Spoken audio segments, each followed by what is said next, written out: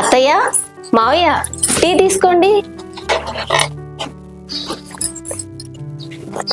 అత్తయ్య, ఏం టిఫిన్ చేయమంటారు? మావయ్య, మీకు? నాకు పూరి చేయమ్మా. నీకెందుకమ్మా అంత శ్రమ?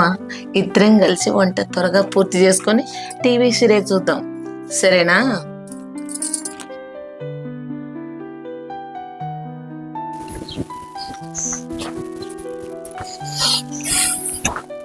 రోజా, ఏంటండి? నా జాబు వేరే ఊరికి ట్రాన్స్ఫర్ అయింది. రోజు అక్కడి నుంచి ఇక్కడ అప్ అండ్ డౌన్ చేయాలంటే చాలా ఇబ్బందిగా ఉంటుంది. కాబట్టి మనం అక్కడ దగ్గరలోనే ఎక్కడ ఇల్లు తీసుకొని అక్కడికి షిఫ్ట్ అయిపోవాలి. అమ్మో, అత్తయ్యని మావయ్యని వదిలేసి ఉండలేనండి. ఎట్టి పరిస్థితుల్లో ఉండను. మీరే వారానికి ఒకసారి వస్తూ పోతూ ఉండండి. అమ్మా, వదినేంటి అంత గారాబం చేస్తున్నావు నువ్వు? అదేం లేదమ్మా, ఏ ఇంటి బిడ్డ అయినా మన ఇంటి కోడలు కదా. ఇలా నెత్తినెక్కించుకున్నావు అంటే రేపొద్దున దిగమన్నా దిగదు. ఆ విషయం నీకు అర్థమవుతుందా? అమ్మ, నీకు అర్థం కావట్లేదమ్మా. అన్నయ్య ట్రాన్స్ఫర్ పని మీద వేరే జాబ్ కోసం వెళ్తున్నాడా? వదిన రమ్మంటే వచ్చిందా? ఇదంతా నీ మీద ప్రేమతో అనుకున్నావా ఏంటి? నేను ఇంటికి వచ్చి ఏం దోసుకెళ్ళిపోతానని ఆమెకు అనుమానం. అది నీకు అర్థమవుతుందా? అన్నా, వదిన, అన్నయ్యకి ట్రాన్స్ఫర్ అయినా సరే అన్నయ్యతో పాటు ఎందుకు వెళ్ళాలనుకుంటలేదు? అమ్మ నాన్నతోనే ఎందుకు ఉండాలనుకుంటున్నావు? చూడేశ్వరి, నీకు మీ అమ్మా నాన్న ఎంతో, నాకు అంతే.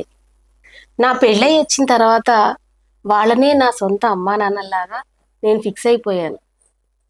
కాబట్టి నేను ఎట్టి పరిస్థితుల్లో వాళ్ళని వదిలేసి ఉండను. అసలు మా అమ్మ నీ గురించి ఏమనుకుంటున్నా తెలుసా? నిన్ను వాళ్ళు కూతురుగా బాధించట్లేదు. మా అన్నయ్యకి వండి పెట్టాల్సిన సమయంలో అక్కడికి వెళ్లకుండా ఇక్కడ ఉండి ఏం చేస్తుంది అని పనికిరాని మాటలన్నీ అంటుంది. వాడికి పనికిరాంది నాకు మాత్రం ఎందుకని అనరాని మాటలు అంటుంది. ఆ విషయం నీకు తెలుసా? అవునా? అవును వదినా.